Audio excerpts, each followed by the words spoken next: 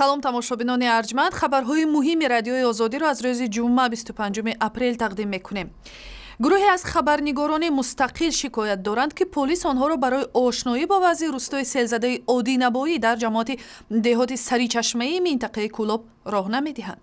дар натиҷаи фаромадани ярч дар ин деҳа шаби 12 ба 13 апрел 13 нафар асосан кӯдакон кушта шуда, сокинони зиёд беманзил монданд. вазъи ҷамоатро полиси маҳаллӣ назорат мекунад. мо хабарнигор се каналони шаҳр рафта будем, ҳар семона боз доштан чизои масалан диктафон,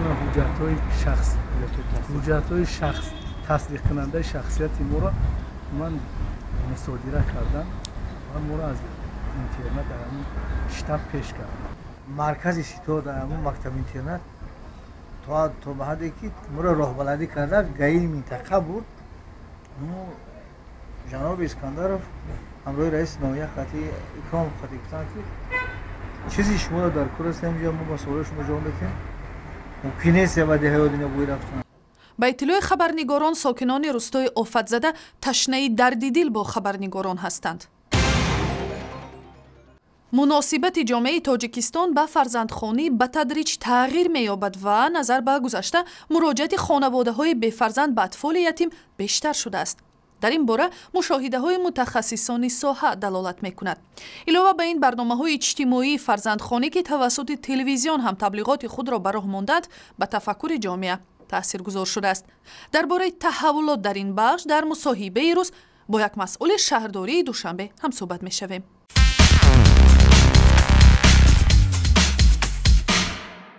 салом хонум Нигора, пеш аз ҳама бигӯяд, ки оё нишондодҳои шумо дар заминаи афзоиши таваҷҷуҳи сокинони ҷомеаи суннатии тоҷик ба масъалаи фарзандхонӣ, тифли ятимхона чӣ мегӯяд? айни замон дар қайди бахш оид ба ҳуқуқи кӯдаки мақомоти иҷрои маҳаллии ҳокимияти давлатӣ зиёда аз 500 аризаи шаҳрвандон барои ба фарзандхонӣ қабул намудани кӯдак мавҷуд аст. масалан соли 2013 42 кӯдаки бепарастор монда ба фарзандхонӣ тавсия дода шуд дар асоси қарори комиссия оид ба ҳуқуқи кӯдаки мақомоти иҷрои маҳаллии ҳокимияти давлатӣ дар шаҳри Душанбе. ва то имрӯз дар соли 2014 ду кӯдаки бепарастор монда барои ба фарзандхонӣ қабул намудан тавсия дода шуд. ба ҳангоми ҳалли сарнавишти тифли ятим оё хусусияти бартарӣ додан ба хонаводаҳои муайян вуҷуд дорад? санҷида мешавад ки то чӣ андоза шаҳрвандон имконияти таъмин ва нигоҳубини кӯдакро дар сатҳи зарурӣ доранд. агар ки онҳо тамоман ҷойи зист надошта бошанду танҳо иҷоранишин бошанд, он гоҳ албатта бартарият ба шахсоне дода мешавад ки имконияти пурраи аз ӯҳдаи нигоҳубини кӯдак баромаданро доранд. ба ин чиз эътибор дода мешавад. ва баъди ба тарбияи оила гузаштани тифли ятим оё масъулияти давлат бо ҳамин тамом мешавад ва ё назорати зиндагии баъдии кӯдак ҳам дар оила ба дӯши шумо аст? ҳар 6 моҳ ба бевосита ба манзили истиқоматии шаҳрвандони ба фарзандхонӣ қабул намуда ташриф оварда мешавад. аз шароити зистии онҳо, аз таълиму тарбияи кӯдак назорат карда мешавад, то ин ки кӯдакон дар шароити арзанда зиндагӣ намоянд. ташаккур. қурби асъори хориҷӣ дар Тоҷикистон боз ҳам болотар рафтааст. рӯзи ҷумъа дар саррофиҳои Душанбе $1 бо қимати 5 сомониву 5 дирам ба фурӯш мерафт ва ин дар ҳолест ки ҳанӯз дар оғози соли ҷорӣ қурби доллари амрикоӣ 4 сомониву 94 дирамро ташкил медод. поинравии қурби сомонӣ дар баробари доллар дар ин муддат 2.2% ташкил додааст. ва ҳоло сабабҳои чунин болоравиро аз иқтисодшиноси маъруф ҳоҷи Муҳаммад Умаров мепурсем.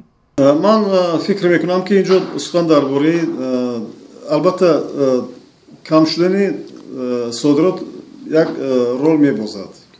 лекин дар бораи гарон шудани нархҳо ман розӣ нестам. ин комилан дурӯғ аст ин чизе ки мегӯянд.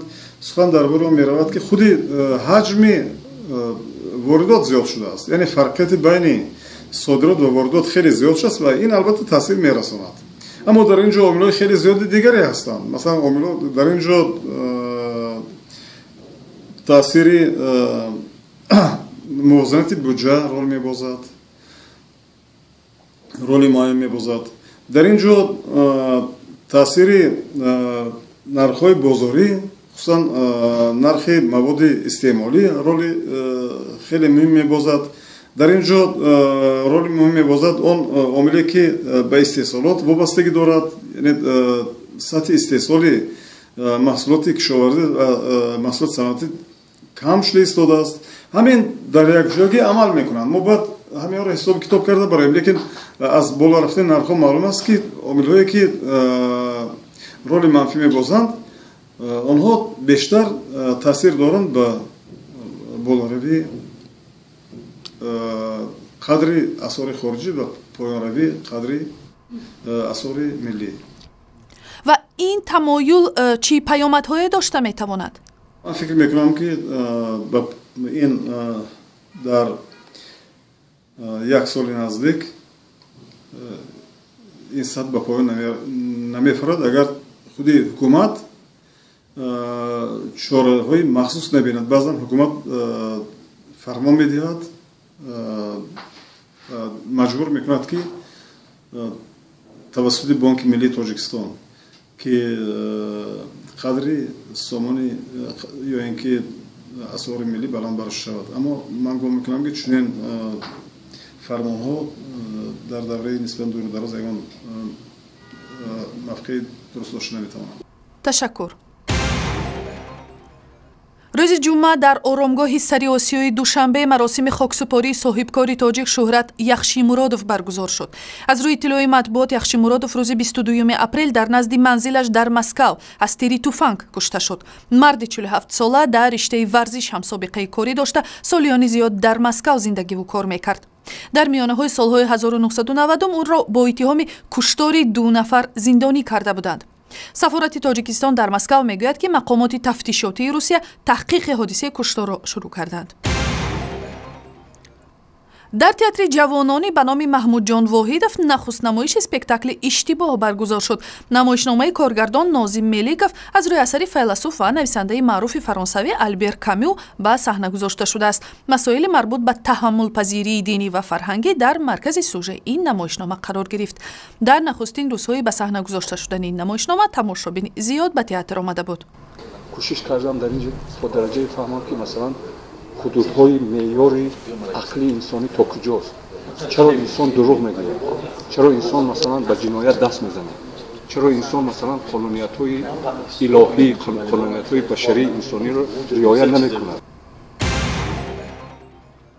و بازی والیبال میان تیم ملی افغانستان و تیم جوانان شهر دوشنبه که شام 24 اپریل در کابل برگزار شد با حساب 3-0 به فایده افغانستان انجام یافت. حالا جانب افغانستان میخواهد با نظر داشت موفقیت‌های این کشور در والیبال از کمیته ملی المپیاش درخواست پشتیبانی و کمک بیشتر کند. ضمناً برای نخستین بار است که تیم ملی افغانستان میزبان سبقت والیبال شده است. در نزدیکترین فرصت رقابت تیم‌های والیبال افغانستان و نپال برپا می‌گردد.